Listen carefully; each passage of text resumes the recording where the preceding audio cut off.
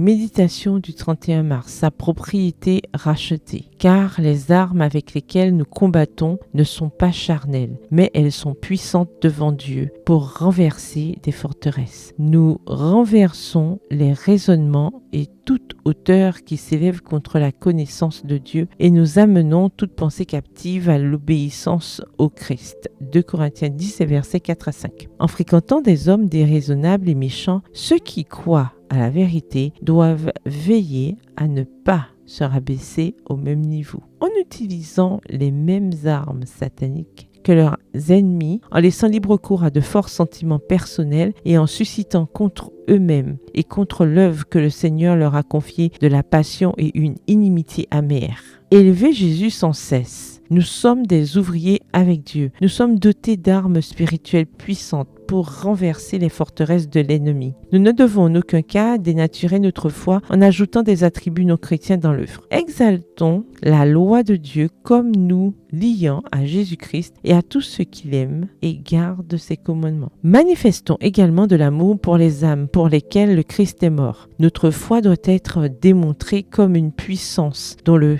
Christ est l'auteur. Et la Bible, sa parole, doit nous rendre sages pour le salut. Laissez la justice du Christ, avec son influence vivifiante, pénétrer notre âme. Et alors, vous pourrez chanter. Il pardonne toutes nos iniquités. Vous dites, je suis plein de maladies spirituelles. Le grand médecin vous appelle à venir à lui afin de vous guérir. Il guérit toutes vos maladies. Les pires de ces maladies sont l'envie, la jalousie, les mauvaises pensées, la médisance, le désir de suivre des plans qui contrecarrent l'œuvre de Dieu. La vie de tous devrait être sainte, mais elle est pleine de dépravation. Et à cause de cela, les hommes sont des poids faciles pour les tentations de Satan. Mais si le Christ demeure dans votre cœur, vous pouvez dire, il rachète notre vie de la destruction. Il nous couronne de bonté et de tendre miséricorde.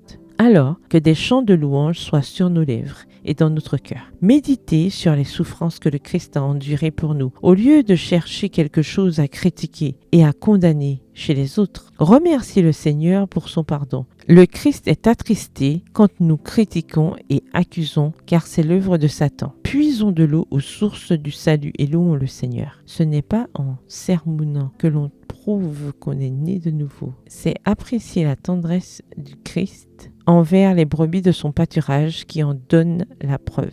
Extrait du manuscrit 46 daté du 31 mars 1898, intitulé « L'œuvre devant le peuple de Dieu ». Bonne soirée et que l'Éternel vous bénisse.